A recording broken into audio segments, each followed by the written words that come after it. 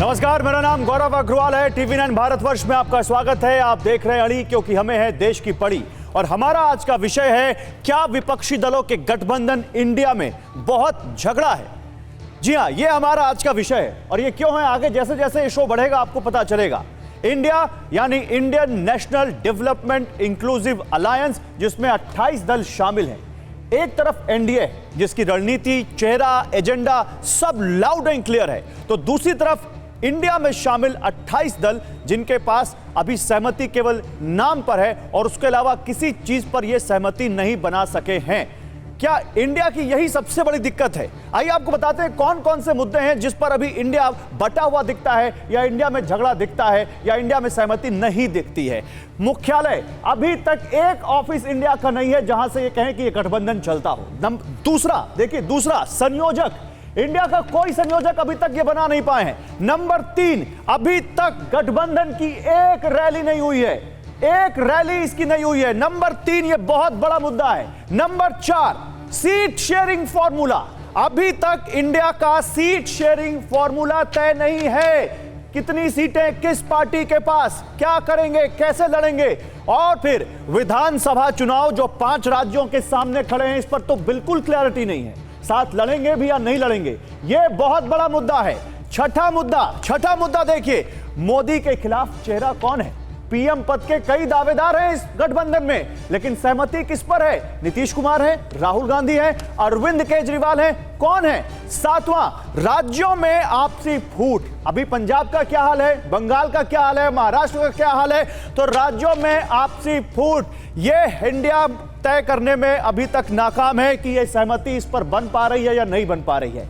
इन सवालों के जवाब मिलना तो दूर, गठबंधन में अभी से इतने विवाद पैदा हो गए हैं जो इनके 2024 के लोकसभा चुनाव तक साथ टिके रहने पर भी शंका पैदा करते हैं। आगे बढ़े उससे पहले आपको ये 2 बयान दिखाते हैं, सुनिए जरा ये जो बयान आ रहे हैं। पहली चीज तो मैं ये क्लियर कर दूं कि आम आदमी पार्टी इंडिया अलायंस के प्रति कमिटेड है और आम आदमी पार्टी बिल्कुल किसी भी हालत में इंडिया अलायंस से अलग नहीं होगा। मुझे लगता है थोड़ा टाइम दीजिए, हो जाना चाहिए। ਇਹ ਗੱਲ ਸੁਣੋ, ਨਾ ਤੇ ਗੱਠਜੋੜ ਹੈਗਾ। ਇਹਨਾਂ ਨੇ ਜਿਸ ਦਿਨ ਪਹਿਲਾਂ ਕਰਨਾ ਸੀ, ਤੁਸੀਂ ਇਹਨਾਂ ਦਾ ਕਰੈਕਟਰ ਵੇਖ ਲਓ ਕਿ ਜਿਸ ਵੇਲੇ ਉੱਥੋਂ ਦਿੱਲੀ ਵਾਲਿਆਂ ਮਿਲਣਾ ਬੰਦ ਕਰਤਾ ਕਿ ਅਸੀਂ ਨਹੀਂ ਮਿਲਦੇ ਕੇਜਰੀਵਾਲ ਨੂੰ। ਇਹਨਾਂ ਕਿਹਾ ਹੈ ਉਹਨਾਂ ਚਿਰ ਅਲਾਇੰਸ ਨਹੀਂ ਆਉਂਦੇ ਜਿੰਨਾ ਚਿਰ ਸਾਨੂੰ ਸਪੋਰਟ ਨਹੀਂ ਕਰਦੇ ਤੁਸੀਂ ਪਾਰਲੀਮੈਂਟ। ਇਹ ਹੁਣ ਅਲਾਇੰਸ ਕਰਨ ਲਈ ਸਾਡੇ ਤੇ ਪ੍ਰੈਸ਼ਰ ਪਾ ਰਿਹਾ। ਇਹੋ ਜਿਹੀਆਂ ਚੀਜ਼ਾਂ, ਸਾਡੀ ਪਾਰਟੀ ਇਹਨਾਂ ਚੀਜ਼ਾਂ ਤੋਂ ਡਰਦੀ ਨਹੀਂ। ਸਾਡਾ ਅਲਾਇੰਸ ਨਹੀਂ ਹੋਏਗਾ ਉਹਨਾਂ ਦੇ ਨਾਲ। साडा अलायंस नहीं होना उन्होंने साथ, ये कह रहे हैं सुखजिंदर रंधावा, जो कि राजस्थान के कांग्रेस प्रभारी हैं, पूर्व उप मुख्यमंत्री हैं, पंजाब के कांग्रेस के बड़े नेता हैं। और इतना ही नहीं है, जब से यहां पर जो कांग्रेस के एमएलए सुखपाल सिंह खैरा, उनकी जब से यहां पर गिरफ्तारी हुई है, तब से ये बहुत ज्यादा यहां पर लड़ाई कांग्रेस और आम आदमी पार्टी में दिख रही है। आइए आपको इसी मुद्दे पर अरविंद केजरीवाल और सुप्रिया श्रीनेत के भी 2 बयान सुनवाते हैं, वो सुनिए, फिर आगे बढ़ते हैं। कल मैंने सुना था कि नशे की वजह से किसी पर्टिकुलर नेता या किसी पर्टिकुलर व्यक्ति को पंजाब पुलिस ने गिरफ्तार किया था। भगवंत मान government is committed, Aam Aadmi Party government is committed to जो नशा है, नशे को ख़त्म करने के लिए हम बिल्कुल कमिटेड है, क्योंकि नशे ने हमारे युवाओं को, पूरी एक पीढ़ी को बर्बाद कर दिया। हम आशा करते हैं कि आम आदमी पार्टी में ज़्यादा परिपक्व लोग, ज़्यादा परिपक्व दिमाग इस बात पर चिंता करेंगे, इस बात पर कार्रवाई करेंगे, क्योंकि जिस तरह से निरंकुशता पंजाब पुलिस विपक्ष के खिलाफ कर रही है वो कहीं पर अलोकतांत्रिक है। सुनिए, अब यहां पर देखिए आप, ये इंडिया के दोनों बड़े दल हैं और दोनों एक दूसरे पर कैसे निशाना साध रहे हैं आपको दिख रहा है। अब आइए आपको इंडिया के भीतर हुए बड़े विवाद और दिखाते हैं। ये बड़े विवाद केवल यही पंजाब तक सीमित नहीं है। आप देखिए पश्चिम बंगाल, मुद्दा क्या है यहां पर? डेंगू और विदेश यात्रा। कैसे अधीर रंजन चौधरी, जो कि बंगाल में कांग्रेस के बड़े नेता हैं, वो इन दोनों मुद्दों पर ममता बनर्जी पर निशाना साध रहे हैं। आप पंजाब चले आइए, सुखपाल सिंह खैरा की गिरफ्तारी पर कैसे तलवारें तनी हुई हैं, अभी हमने आपको दिखाया। आप चले आइए यहां पर पंजाब के बाद सरकारी विमान की जो कंट्रोवर्सी, नवजोत सिंह सिद्धू ने किस तरह से आरटीआई डाल दी है, ये आपको पता है। आप मध्य प्रदेश चले आइए, समाजवादी पार्टी अभी पहले ही, जब सीट शेयरिंग का कोई फॉर्मूला नहीं, वो कह रहे हैं हम 20% महिलाओं को टिकट देंगे, इंडिया में ही है। इसके बाद आप आगे चले आइए, यहां पर आप देख लीजिए महाराष्ट्र, राहुल गांधी कहते हैं अडानी के मुद्दे पर घेरो सरकार को, और शरद पवार उसी का हिस्सा, उन अडानी की फैक्ट्री का फीता काटते हैं। आप बिहार चले आइए, बिहार में लालू नीतीश की मीटिंग होती है टिकट को लेकर, कांग्रेस ये कहां है, इनके साथ मीटिंग क्यों नहीं हो रही है? तो मेरे साथ इस पर बात करने के लिए आज एक बड़ा पैनल है। मेरे साथ इस पर बात करने के लिए शिवम त्यागी हैं, बीजेपी के प्रवक्ता, संजीव झा हैं, आम आदमी पार्टी के नेता, दीपक झा हैं, कांग्रेस के प्रवक्ता, और नवल किशोर जी हैं इस वक्त आरजेडी के प्रवक्ता मेरे साथ इस पैनल में है, प्रोफेसर नवल किशोर। आप सभी का स्वागत है। लेकिन शुरुआत मैं यहां पर आपसे करूंगा, दीपक, हमें ये मालूम है कि राज्यों में आप लोगों ने, इंडिया के लोगों ने, इंडिया के दलों ने अपने अपने कार्यकर्ताओं को कहा है कि अपने अपने नेताओं को बढ़ाओ, लेकिन जब इस तरह के बयान सामने आएंगे, विधानसभा चुनावों में जब इस तरह से एक दूसरे के ऊपर आरोप प्रत्यारोप आप लोग लगाएंगे, तो ये जो झगड़ा सामने दिख रहा है, ये वोटर को क्या कंफ्यूज नहीं करेगा? वोटर कैसे आप लोगों को वोट देगा? देखिए गौरव भाई, सबसे पहले दुष्यंत कुमार की एक लाइन है, मुझे याद आ रही है आपके इस सवाल पे। हमने सोचा था जवाब आएगा, एक बेहुदा सवाल आया है। ये दुष्यंत कुमार की लाइन आज के इस परिप्रेक्ष्य में बहुत सटीक बैठ रही है। आज बात यह है कि जिसको बात करनी चाहिए कि मोदी ने 10 सालों में, 9 सालों में क्या किया। पोएट्री पॉलिटिक्स को पसंद नहीं आती है। मनोज झा अभी सुना के गए संसद में, देखिए ठाकुर और ब्राह्मण का विवाद हो गया कि नहीं हो गया? ठाकुर और ब्राह्मण का विवाद ही नहीं है। पोएट्री तो पॉलिटिक्स को पसंद नहीं आती। मैं सीधा सा सवाल पूछ रहा हूँ, जब आपस में इतना लड़ रहे हैं आप लोग, तो कैसे वोटर को समझाएंगे? देखिए 5 मिनट आपने पहले कहानी बता दी, अब मुझे बोलने भी नहीं देंगे। तो कहानी नहीं बताऊंगा तो व्यूअर को कैसे समझ में आएगा? आप बोलिए। नहीं चलेगा, अगर बोलने देंगे तो मैं बोलूंगा, नहीं बोलने देंगे तो मैं चुप हो जाऊंगा। सर आपको बुलाया ही बोलने के लिए, तो फिर बोलने दीजिए, फिर बीच में मत करिए टोका टाकी, अच्छा नहीं लगता। देश को, जनता को समझने दीजिए, विपक्ष की बातों को बाहर स्पष्ट जाने दीजिए। वैसे ही सरकार नहीं बोलने देती है। शायद इसीलिए पैनल में 3 विपक्ष के नेता हैं और 1 बीजेपी के नेता हैं। देखिए, चलिए आप बोलिए। एक ही उल्लू काफी है बर्बाद गुलिस्ता करने को। तो भाजपा वो उल्लू है, वो शैतान है कि इनके गली गली राज्यों में घूम रहे हैं शैतान। देखिए बात यह है कि आपने कहा कि एक विधायक को अरेस्ट किया गया। हमारे राष्ट्रीय अध्यक्ष खड़गे जी ने क्या कहा है? हम मामले की डिटेल मांगे हैं, नजर बनाकर रखे हुए हैं। अरविंद केजरीवाल जी का बयान आया, हम इंडिया के लिए कमिटेड हैं। बात बड़ी स्पष्ट हो जाती है। हम वो पार्टी हैं, अगर मान लीजिए कोई गलत है तो कार्रवाई होगी, गलत नहीं होगी तो माफी मांगेंगे, सरकार माफी मांगेगी, भाई पुलिस माफी मांगेगी, कोर्ट है निर्णय कर लेगा। हम वो नहीं हैं जो बलात्कारी को संसद की शोभा बढ़ाने दे। हम वो नहीं हैं जो संसद भवन के अंदर जाति सूचक, धर्म सूचक गाली दे और उसको प्रभारी बना के भेज दे। आपने सवाल नहीं किया गौरव भाई, आपने नहीं कहा। अभी दिल्ली पुलिस ने अपनी उसमें बता दिया है कि ब्रजभूषण सिंह, जो कि भाजपा का माननीय सांसद है, महिलाओं के प्रति किस तरह की उसकी मानसिकता थी, महिलाओं के प्रति उसने क्या अत्याचार किए हैं। पुलिस ने कहा है अपनी रिपोर्ट में कि जब भी उसको मौका मिलता था, महिलाओं के साथ वो अत्याचार करता था, छेड़खानी करता था, हमारी देश की बेटियों की इज्जत लूटने की कोशिश करता था। ये पुलिस ने अपने दायर में कहा है। लेकिन जिस सरकार को महिला बचाओ, महिलाओं पे अत्याचार की बात करते थे, उस पर कार्रवाई करना चाहिए था, उसको उन्होंने संसद में शोभायमान कर रखा है। मोदी जी से आप सवाल पूछे ना, बहुत हुई महंगाई की मार, बहुत हुई बेटियों पे अत्याचार, बेटी बचाओ बेटी पटाओ का नारा मोदी जी ने दिया था, हमने तो दिया नहीं था। तो इन सब मुद्दों पे बात करिए ना, बातें मत करिए कि इंडिया में गड़बड़ है। इंडिया बहुत शानदार तरीके से आगे चल रहा है, आगे बढ़ेगा। मेरी बात सुनिए दीपक झा, बढ़ेगा इंडिया। दीपक झा, एक दिन की डिबेट से आप ये मत तय कर दीजिए कि मैं किस पर बात कर रहा हूं, किस पर नहीं कर रहा हूं, और बात वो होगी जो जनता को पसंद है। इंडिया में झगड़ा दिख रहा है तो इंडिया में हम झगड़े की भी बात करेंगे।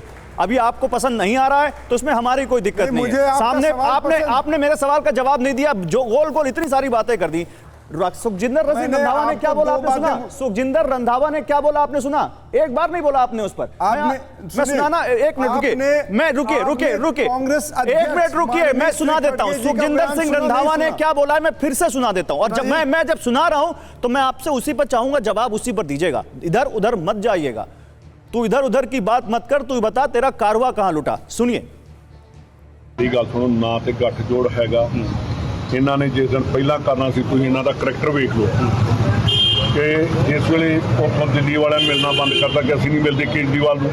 ਇਹਨਾਂ ਕਿਹਾ ਸੀ ਉਹਨਾਂ ਚਿਰ ਅਲਾਇੰਸ 'ਚ ਨਹੀਂ ਆਉਂਦੇ ਜਿੰਨਾ ਚਿਰ ਸਾਨੂੰ ਸਪੋਰਟ ਨਹੀਂ ਕਰਦੇ ਤੁਸੀਂ ਪਾਰਲੀਮੈਂਟ। ਇਹ ਹੁਣ ਅਲਾਇੰਸ ਕਰਨ ਲਈ ਸਾਡੇ ਤੇ ਪ੍ਰੈਸ਼ਰ ਪਾ ਰਿਹਾ ਕਿ ਇਹ ਚੀਜ਼ਾਂ ਸਾਡੀ ਪਾਰਟੀ ਇਹਨਾਂ ਚੀਜ਼ਾਂ ਤੋਂ ਡਰਦੀ ਨਹੀਂ, ਸਾਡਾ ਅਲਾਇੰਸ ਨਹੀਂ ਹੋਏਗਾ ਨਾ ਦੇ ਨਾਲ। दीपक झा, ये आपकी पार्टी के नेता है ना, मैं आम आदमी पार्टी के पास जाऊंगा लेकिन आप ही से रिएक्शन लेकर, क्योंकि आप मुझसे कह रहे हैं आपने ये नहीं पूछा वो नहीं पूछा। मैं आपसे सीधा पूछ रहा हूं, सुखजिंदर सिंह रंधावा की बातों का क्या मतलब है? देखिए इन रंधावा जी के बातों का क्या मतलब है बाद में बता दिया जाएगा। क्यों बाद में बता दिया जाएगा? क्यों बाद में बता दिया जाएगा? कांग्रेस अध्यक्ष बड़े हैं या रंधावा बड़े हैं, बताइए ना।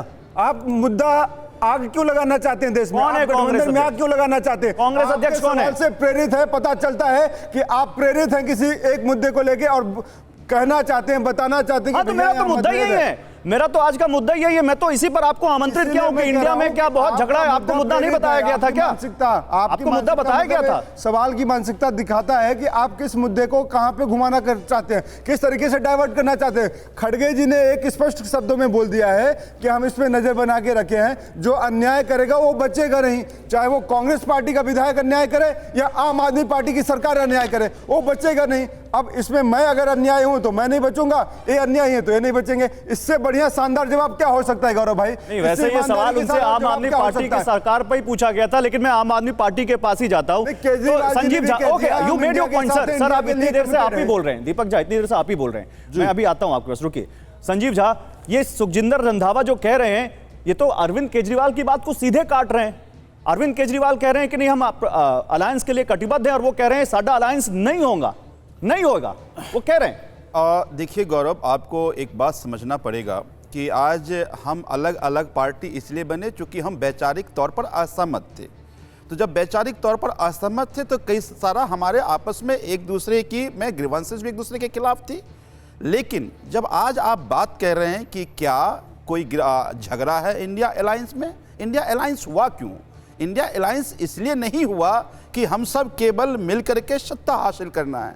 इंडिया अलायंस इसलिए हुआ कि पिछले 5 साल में ऐसा लग रहा है कि जिसको देश की जनता ने चुना आज उसी जनतांत्रिक मूल्यों को खतरे में रख रही है। आज संविधान पे खतरा है।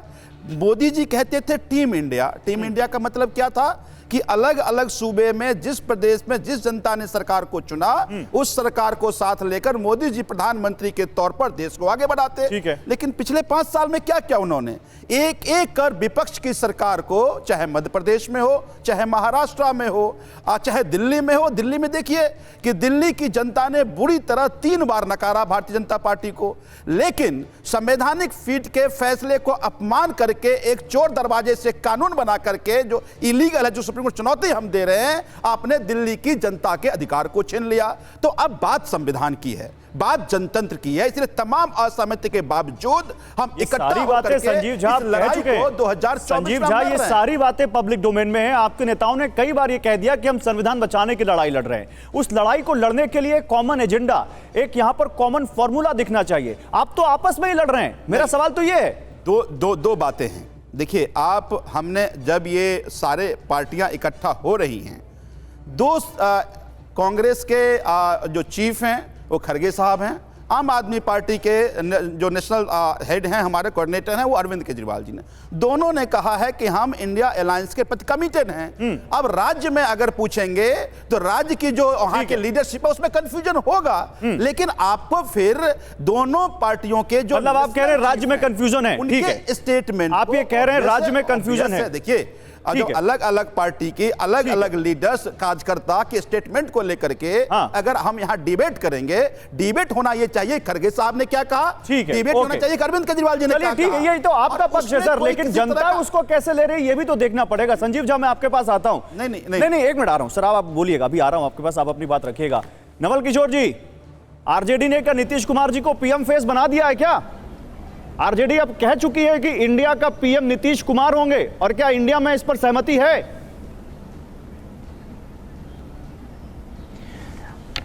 देखिए, सबसे पहली बात तो यह है कि जिस तरह से इंडिया गठबंधन का आकार बढ़ रहा है उससे भाजपा परेशान है, और आप जितने बिंदु पे आप बात करना चाहते हैं, डाइवर्सिटी तो पूरा इंडिया में है। भारतीय जनता पार्टी डाइवर्सिटी मिटाना चाहती है, वो नहीं चाहती है कि राज्य में भी दूसरा सरकार रहे। और आपने देखा होगा कि डबल इंजन सरकार का हश्र क्या हुआ है। मणिपुर में डबल इंजन की सरकार क्या दंगा कराएगी?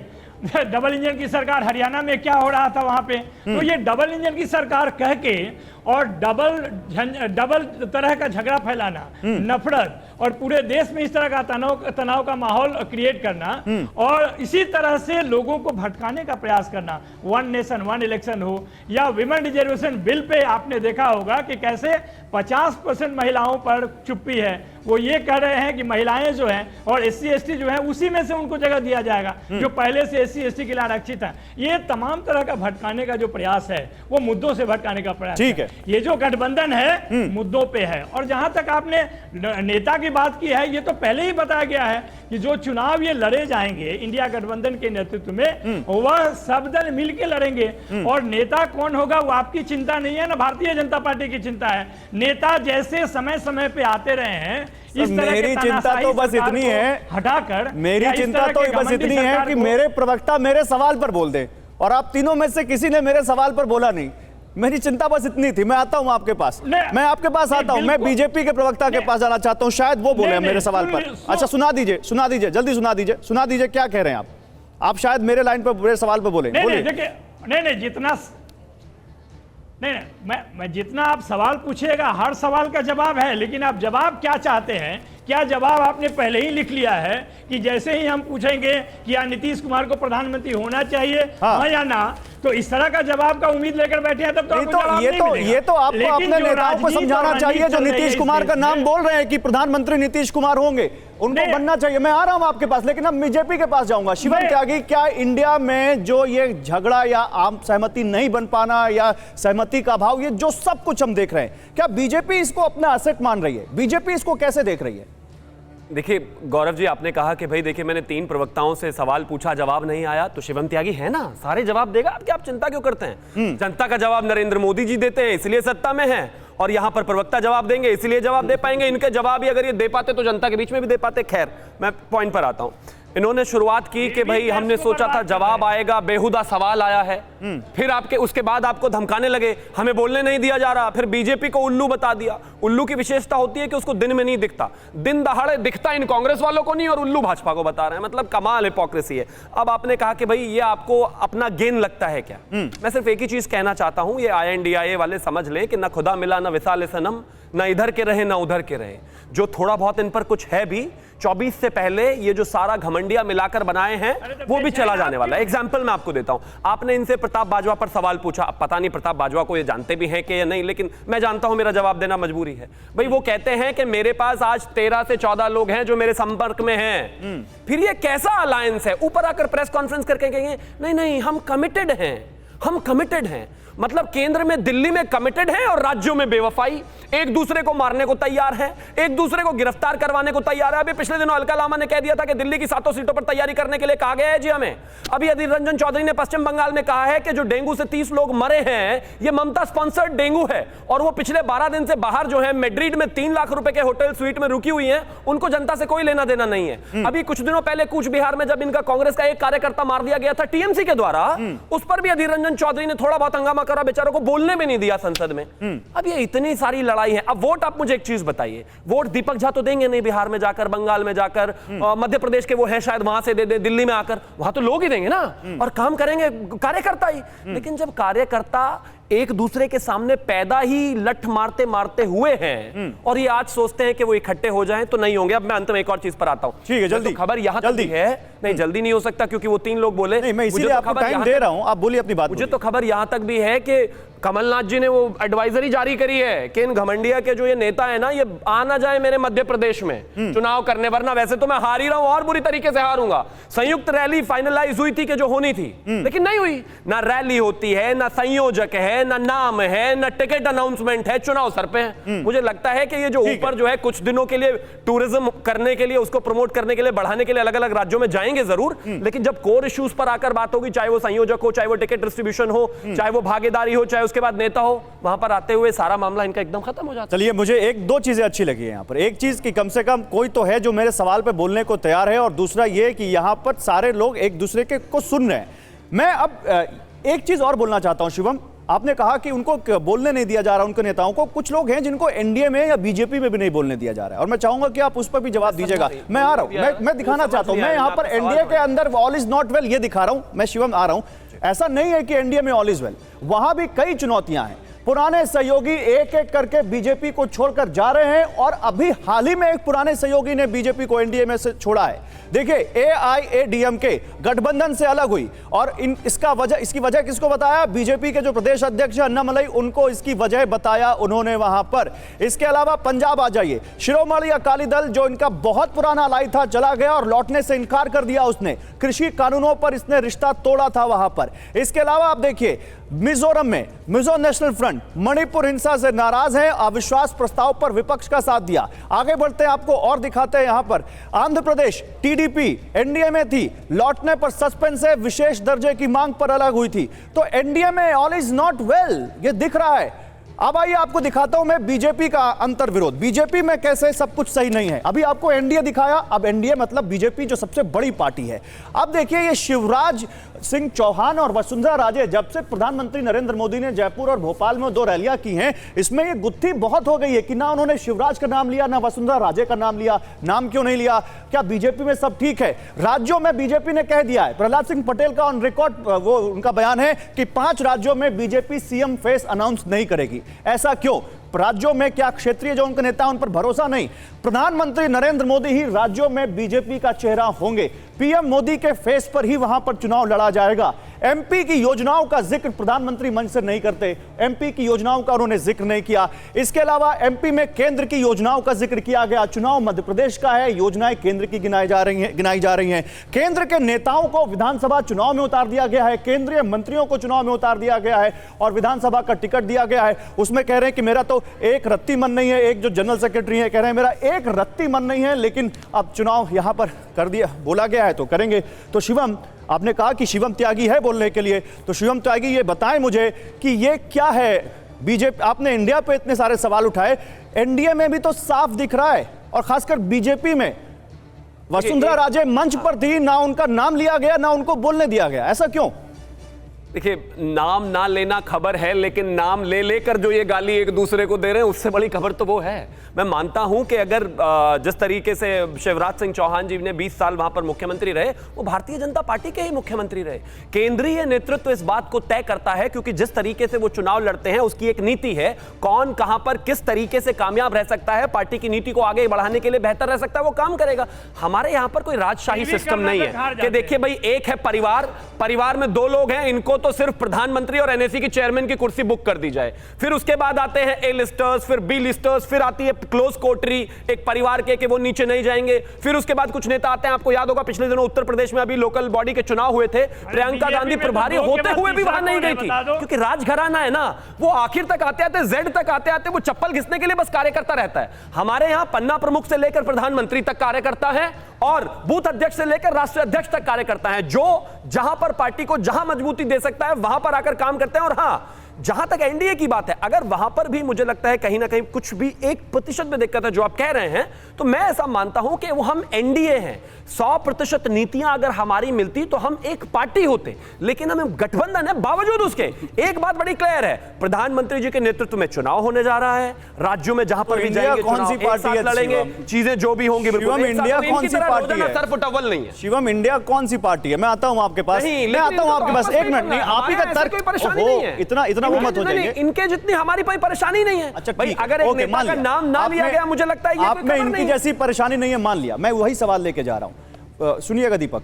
जी, विरोधी दल एक साथ आए हैं जी, ठीक है, एक बड़ी पार्टी के खिलाफ आए हैं, ठीक है, आप अपने तमाम तरह के जो आपके आपसी मतभेद हैं उनके साथ आए हैं, लेकिन जो सामने वोटर है, जो आम आदमी है, वो आपकी बात पर या आप पर ऐसे कैसे भरोसा कर लेगा कि बाद में सब एक हो जाएंगे, जो अभी इस तरह एक दूसरे के खिलाफ हमलावर है?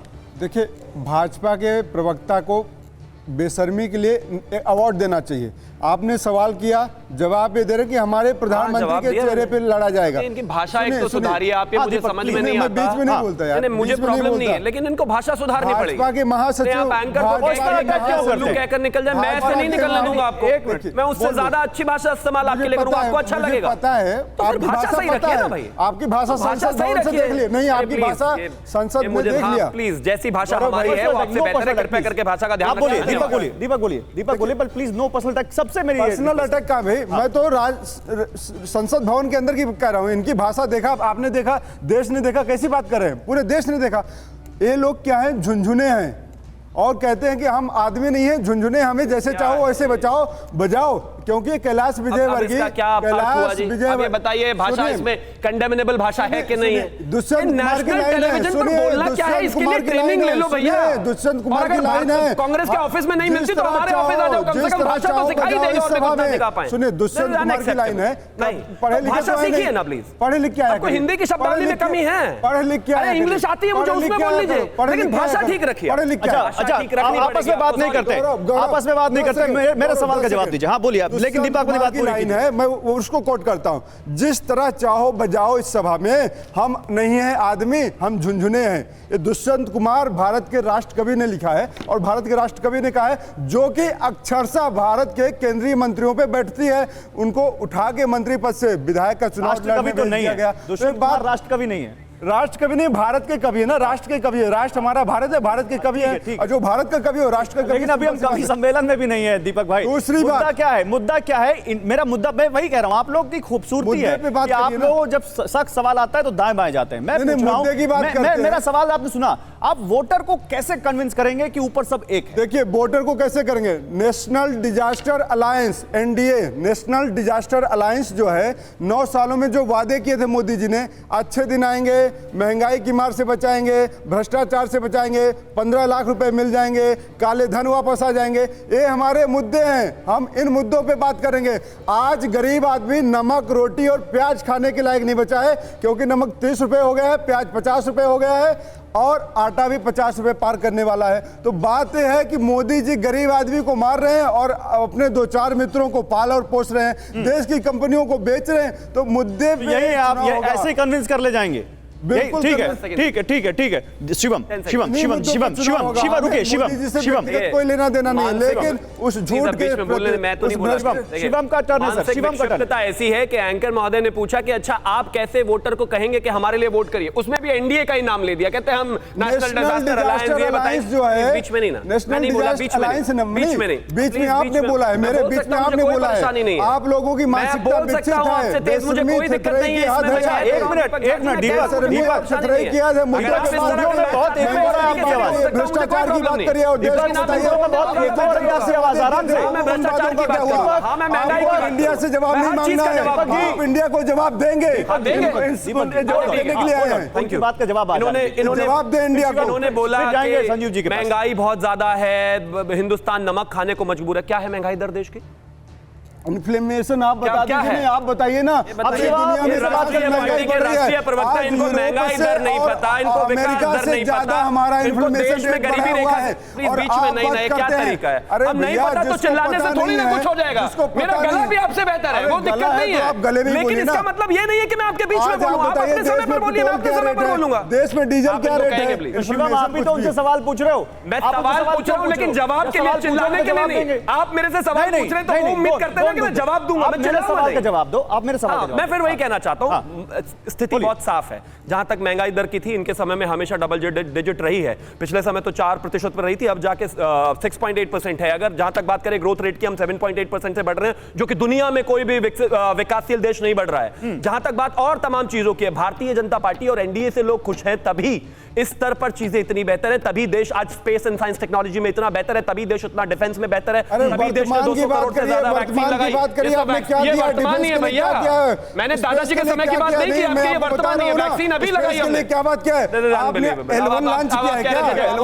अब उनकी बात पूरी हो जाने दीजिए, मैं दूसरे प्रवक्ता के पास जा रहा हूं। उनकी बात पूरी हो जाए, मैं दूसरे प्रवक्ता के पास जा रहा हूं। आपके ही गठबंधन के दो प्रवक्ता खड़े हैं, उनके जवाब नहीं हो पाए अभी। उनके पास शिवम अपनी बात पूरी कीजिए। मैं मानता हूं दीपक जी, शिवम अपनी बात जल्दी पूरी मानता हूं कीजिए। दीपक जी कि हर चीज का क्रेडिट आपको नेहरू जी को अंततः देना ही है। मैं तो जो मेरे सामने एंकर महोदय और ये कैमरामैन खड़े हैं, इनको भी कहता हूं, सुबह उठते ही नेहरू जी धन्यवाद बोल दिया करो सांस लेने के लिए भी। मध्य प्रदेश में ये क्या लड़की है बच तरीका? नहीं ये रही, बीच में 12 क्यों साल की बोले जा बच्ची रहे बच नहीं रही है। हैं? और इनके पास जब आप सवाल पूछने आते हो तो इनके पास जवाब होता नहीं है। बीच में इनको चिल्लाते रहना है क्यों? इससे क्या लाभ होगा? आपने मोदी जी ने वादा किया था बेटियों की इज्जत बचेगी। मध्य प्रदेश में कल क्या हुआ? राजस्थान का पता है क्या है? राजस्थान में कल दलित बेटी का आप लोगों क्या हुआ? नहीं, होल्ड ऑन, हम राजस्थान के मुद्दे पर नहीं जा रहे अभी। की बच्ची है, मानसिकता जब ये राजस्थान की अधजली बच्ची है जिसको जलाकर फेंक दिया गया। राजस्थान पे कल सीकर में एक बच्ची को बलात्कार करके गैंगरेप करके कुएं में फेंक दिया गया। मध्य प्रदेश बराबर होना चाहिए। मोदी जी देश के हमारे लिए बराबर है, कभी उस पर भी दो शब्द मेरी बात बोलो। मेरी बात सुनिए, मेरी बात देश के लिए प्रधानमंत्री के लिए मध्य प्रदेश और राजस्थान में भेद मैं करेगा। आपसे क्या कह रहा हूं? मैं आपसे शिवम से, संजीव जी से, नवल किशोर जी से क्या कह रहा हूं? हमारा व्यूअर जो है ना, वो सुनना चाहता है आपको। हम वो बोलेंगे, आप बोलेंगे, सबकी आवाज एको होगी, किसी को कोई बात सुनानी पड़ेगी। मैं आपको बुलाया कि आपका टर्न होगा, शिवम को बुलाया, इनको बुलाया, सबको बुलाया। शिवम, आपकी बात बहुत लंबी हो गई, जल्दी पूरी कर दीजिए। होने का नहीं, 10 सेकंड पूरी कर दीजिए, फिर मैं संजीव जी के पास जा रहा हूं। देखिए, आपने बिल्कुल सही कहा कि आपका व्यूअर यहाँ पर जो है इसलिए आया ताकि वो एक एक को सुने, लेकिन एक एक को बोलना भी तो आना चाहिए, तभी तो सुनेगा। खैर, मैं अंततः बस एक ही चीज कहना चाहता हूँ। हाँ, आपको अगर महिला उत्पीड़न पर इतना ही दर्द है, जरा 4 शब्द राजस्थान पर बोलकर दिखाइए। महिला उत्पीड़न में नंबर 1 प्रदेश है। अगर बेरोजगारी पर आपको सबसे ज्यादा परेशानी है तो 20% से ज्यादा बेरोजगारी दर है वहां पर। कभी बोल दिया कीजिए। जब हर सुबह प्रेस कॉन्फ्रेंस करने बैठते हैं तो दो बातें जो हैं, जो दलित बेटी का बलात्कार, गैंगरेप करके उसको कुएं में फेंक दिया, उसके लिए भी कांग्रेस बोल दे। हम कहते हैं कोई भी इस तरह की चीजें करे किसी भी राज्य में, किसी भी सरकार में गलत, लेकिन इतना ब्लाइंड आए मत किया कीजिए। ठीक है, मैं अभी आपके पास दीपक आऊंगा। आपके सहयोगियों को वक्त देना है मुझे, इंडिया को वक्त देना है मुझे। आप भी इंडिया में, संजीव जी, इंडिया में बहुत सारे विवाद हैं, लेकिन मेरा सीधा सवाल आपसे है, ये तमाम जो विवाद हैं ये कांग्रेस से मिलते जुलते क्यों हैं? क्या सारे विवादों की जड़ कांग्रेस है इंडिया में? देखिए, मुझे लगता है कि बात विवाद की नहीं, बात मुद्दों की है। आपने 2 सवाल पूछे। एक आपने पूछा कि अभी जो राज्य में चुनाव हो रहा है उसका क्या हालात हैं और फिर आगे कैसे चुनाव लड़ेंगे। एक बात समझिए कि आज भारतीय जनता पार्टी को मध्य प्रदेश की ही बात करें तो अपने मंत्री को उतारना पड़ रहा है, अपने सांसदों को उतारना पड़ रहा है। और वो मंत्री सांसद जो कहते हैं मुझे तो पता ही नहीं था, मैं तो पूरे प्रदेश का तैयारी कर लिया था, चुनाव प्रचार करेंगे, हेलीकॉप्टर ले लिया था, कार ले लिया था, और उनको कहता है कि मुझे अपने विधानसभा में पटक दिया। खैर कोई बात नहीं, उन्होंने कहा है तो हम चुनाव लड़ेंगे। तो इसका मतलब है कि हताशा दर्शाता। आपने बिल्कुल ठीक कहा कि तीनों प्रदेश में इनके 3 मुख्यमंत्री, तीनों मुख्यमंत्री का, आप छत्तीसगढ़ में रमन सिंह को स्टेज पे नहीं आने दिया था, उनको बोलने नहीं दिया जा रहा है। मध्य प्रदेश में मुख्यमंत्री को नहीं बोलने दिया जा रहा है, वहां वसुंधरा राजे जी का नाम नहीं लिया जा रहा है। तो इसका मतलब है कि प्रधानमंत्री खुद मानते हैं कि हमारे मुख्यमंत्रियों ने प्रदेश में काम नहीं किया, भ्रष्टाचार हुआ है, घोटाला हुआ है। एक बात।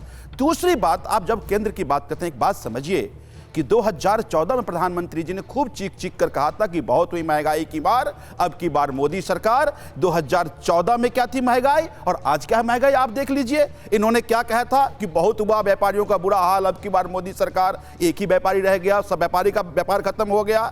आज देखिए, देश का कर्जा 409 अरब डॉलर से 613 अरब डॉलर हो गया। कहा था बहुत हुआ, रोजगारों का बुरा हाल, अब की बार मोदी सरकार। 43 करोड़ रोजगार 2014 में, 41 करोड़ रोजगार 2023 में। मोदी जी ने कहा था कि 2 करोड़ रोजगार हमारे साल देंगे, यानी 20 करोड़ रोजगार, 63 करोड़ रोजगार होना चाहिए था, वो 41 करोड़ हो गया। आंकड़ा ये कहता है कि 90 करोड़ लोगों को रोजगार की जरूरत है, उसमें 45 करोड़ लोगों ने अपनी रोजगार की उम्मीदें छोड़ दी है। हालात ये है, महंगाई की बात कर रहे थे, आज आटा 52%, चावल 47%, दूध 56% और नमक 70%। ये हालात महंगाई की है। आत्मनिर्भर भारत की बात करते थे, 27.5 लाख अरब डॉलर से आज जो इंपोर्ट है वो 57.33 अरब डॉलर हो गया। तो बात मुद्दों की होनी चाहिए। मुद्दा ये भी था कि आज मुद्दा ये भी था कि सारे विवाद की जड़ क्या कांग्रेस है। शायद आपको वो सवाल समझ में नहीं आया या आप जवाब नहीं दे रहे थे। मैं आपके पास आऊंगा, वेट प्लीज, मैं आपसे पहले कि आप शूट कर जाएं, मैं आपके पास आऊंगा, आप जवाब दीजिएगा। कह रहा हूं कि आप आइएगा। इन्होंने देश की जनता से किया था, इन्होंने देश की जनता को छला है, नौजवानों को छला है। रोजगार की बात थी, रोजगार रोजगार नहीं हुई, बेरोजगारी की बात थी, बेरोजगारी बढ़ गई। तो आज उन तमाम मुद्दों पर भाई कहते थे 15 लाख मिलेगा, कितने लोगों को मिले, तो आज क्यों नहीं आवाज उठनी चाहिए और इस सवाल क्यों नहीं होनी चाहिए? किसमें क्या झगड़ा, ये इंपॉर्टेंट नहीं है। 2014 में जिस वादों से प्रधानमंत्री आए थे, आज वो मसला और बड़ा हो गया, तो ये जिम्मेदारी तय होनी चाहिए। और एक शब्द का एक टर्म का यूज होता है पॉलिटिक्स में आजकल, politics of convenience. Debate of convenience नहीं होनी चाहिए। डिबेट में जो सवाल आए उनका जवाब देना चाहिए, और आप जो जवाब दे रहे हैं मैं उनका सम्मान करता हूं, लेकिन इसके बावजूद मैं आप सबसे उम्मीद करता हूं कि आप मुद्दे पर रहें। मैं नवल किशोर जी आपके पास आ रहा हूं, लेकिन मैं एक ग्राफिक्स दिखाना चाहता हूं। बिल्कुल, मैं एक सवाल यहां पर एक रिपोर्ट दिखाना चाहता हूं, फिर नवल किशोर जी तुरंत आपके पास आ रहा हूं। परिवारवाद को लेकर बहुत आरोप लगते हैं इंडिया पर। इंडिया के लिए यह एक बड़ा मुद्दा, बड़ी समस्या बन सकता है। पीएम मोदी गठबंधन के दलों पर इसको लेकर तीखा हमला कर रहे हैं। अब देखिए, जैसे कांग्रेस की हम बात करें, सोनिया के बेटे राहुल गांधी, सोनिया गांधी जी के बेटे राहुल गांधी, ममता बनर्जी के भतीजे अभिषेक बनर्जी, इनको आप देखिए। इसके अलावा उद्धव ठाकरे के बेटे आदित्य ठाकरे को देखिए आप। इसके अलावा आप देखिए शरद पवार की बेटी सुप्रिया सूले। इसके अलावा आप देखिए यहाँ एमके स्टालिन के बेटे उदयनिधि स्टालिन जो काफी सुर्खियों में है, शिबू सोरेन के बेटे हेमंत सोरेन। ये एक लंबी फहरिस्त है जिसको उन्होंने गिनाया भी है। लालू यादव के बेटे तेजस्वी और तेज प्रताप, ये भी आप देखिए। मुलायम सिंह यादव के बेटे अखिलेश यादव, ये एक परिवारवाद की लंबी फहरिस्त वो गिनाते हैं। फारूक अब्दुल्ला के बेटे उमर अब्दुल्ला, ये भी आप देखिए। मुफ्ती मोहम्मद की बेटी महबूबा मुफ्ती।